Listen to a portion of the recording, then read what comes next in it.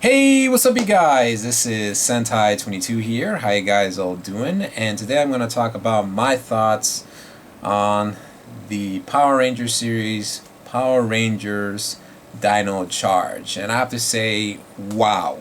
Simply wow. You guys, particularly all of Power Ranger fans, had a really great year. Just for the fact that we had some awesome action, really well acted characters, as well as really awesome villains. Not to say, we definitely, I mean, it's not the best, but this is probably the best that the Neo Saban era has to offer.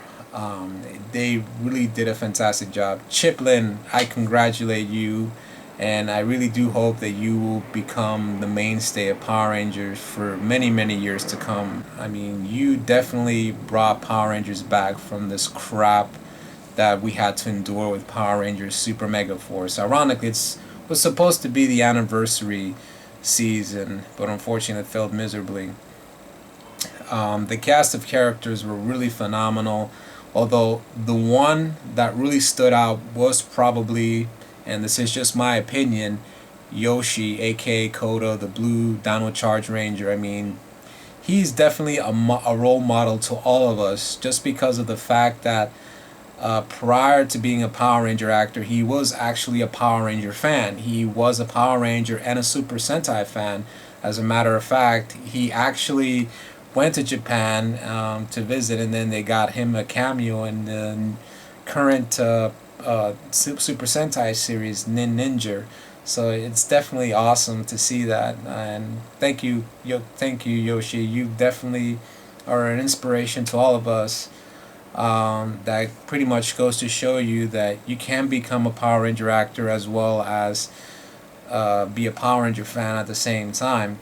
As well as with the side characters, wow, Kendall, I think she's probably one of my favorites in the show. I mean, she definitely played the mature figure very well, despite the fact that she's actually younger than she really is. So really awesome. Claire is just amazing.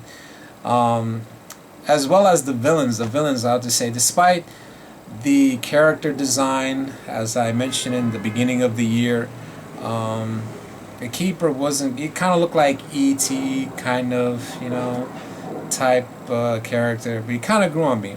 As well as, again, despite the character design, which is kind of lazy. I mean, they could have done better than that, making original monster villains. Sledge. I mean, despite that, they definitely played that character very well, especially the suit actor. He probably did he did a fantastic job doing the mannerisms of the character. And of course, wow, Heckle, that was a surprise. Wow, this is probably one of the best villains in the Neo Saban era yet. And I really do hope that in the next season, and I hope in the next season he'll be like in his human form as well as in his armor mode, which a lot of people will say, "Oh, that's Zeltrax from the Kyojin, Neo Zeltrax from the Kyojin versus Go Buster," which is kind of ironic, since Heckle does have sort of Japanese counterpart to Enter from Go Buster. So hopefully, from what I heard, they'll probably put some elements from Go Buster, but I think that's probably the only thing that they probably will add to it. I mean, who knows? But Heckle, wow. Of course, from what I've mentioned, Heckle's monster form, or his armor mode, is Neo Zeltrax from the Super Sentai Special Go Buster versus Kyojin. Now, for those of you who are wondering, it's Zeltrax, he's coming back, there's gonna be a reunion, yay, it's gonna be a team up of the Red Ranger, the Dino Thunder Rangers, and the Dino Charge Rangers, blah, blah, blah.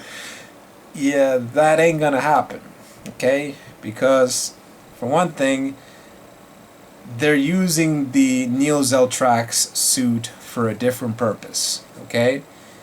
Now, keep in mind, this isn't the first time that Power Rangers had decided to use a monster suit from a Sentai series and change it to a different counterpart, or have it just an original villain. If you ever watch Power Rangers Lost Galaxy, Furio's counterpart is actually the Mega Ranger villain, the final boss, you could say, in Mega Ranger. And if you want to go further back, Rito Revolto in Kaku Ranger, he was just a regular monster. Actually, he was only, if I can remember correctly, it's been a while since I watched Kaku Ranger, but in the Japanese version, Kaku Ranger, Rito's counterpart wasn't really there full time. It was just there for like 2 episodes, but Mighty Morphin made him into one of the generals of Rita and Lord Zed's army. So yeah, it's not the first time that they actually used a monster suit and changed it into something completely different.